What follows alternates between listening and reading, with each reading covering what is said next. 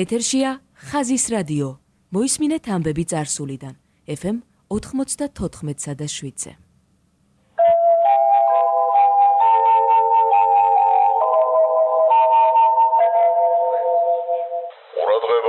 ურადღება, ლაპარაკობს თბილისი. დღეს 1980 წლის 30 აპრილია. გადმოიცემა უკანასკნელი ცნობები.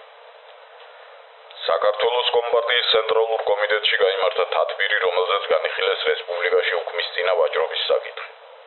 თათბირზე გამოვიდნენ ვაჭრობის სამინისტროსა და აგროსამრეწველო სავაჭრო გაერთიანების, ასევე რაიონების ხელმძღვანელობის წარმომადგენლები. მათ თათბირის მონაწილეებს გააცნეს თუ რა ღონისძიებებს ატარებენ შესაბამისი სამინისტროები და უწყებები, რაიონები, რათა თბილისის, რუსთავის, ქუთაისის, სოხუმის, ბათუმის, ცხინვალის, სხვა სამრეწველო ქალაქებისა და რაიონული ცენტრების მოსახლეობა უქმისწინა დღეებში უზრუნველყოფილი იქნა სოფლის მეურნეობის პროდუქტებით, ფართო ასორტიმენტის სამრეწველო საქონლით და შესაბამისი მომსახურებით. თათბირს ესწრებოდნენ საქართველოს მინისტრთა საბჭოს თავმჯდომარე ამხანაგი ზურაბ ბატარიძე და საქართველოს კომპარტიის ცენტრალური კომიტეტის მდივნები ამხანაგები ჯუმბერ ბადიაშვილი და ზურაბ ჩხეიძე. ახალი საწარმო სიმძლავრეების ვადამდე საექსპლუატაციოდ გადაცემის მიზნით ზესტაფონის ფეროშენადობდა ქარხანაში დიდი მოცულობის სამუშაოები მიმდინარეობს.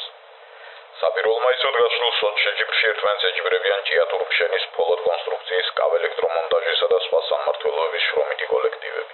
ამ სამმართველოებმა წლის ბოლომდე უნდა დაამთავრონ იაპონური ფირმის 2 ღუმელის მშენებლობა. მათი საერთო წარმატება წელიწადში 210,000 ტონა ლითონი იქნება.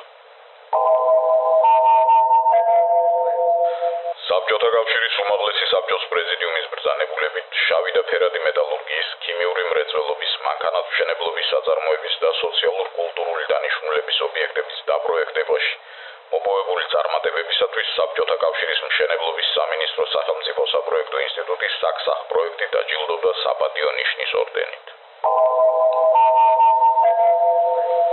შემოქმედებითი ანგარიშით წარსდგა მოსკოველთა წინაშე ხელოვნების დამსახურებული მოღვაწე საქართველოს ლენინური კომკავშირის პრემიის ლაურეატი კომპოზიტორი ვაჟა აზარაშვილი.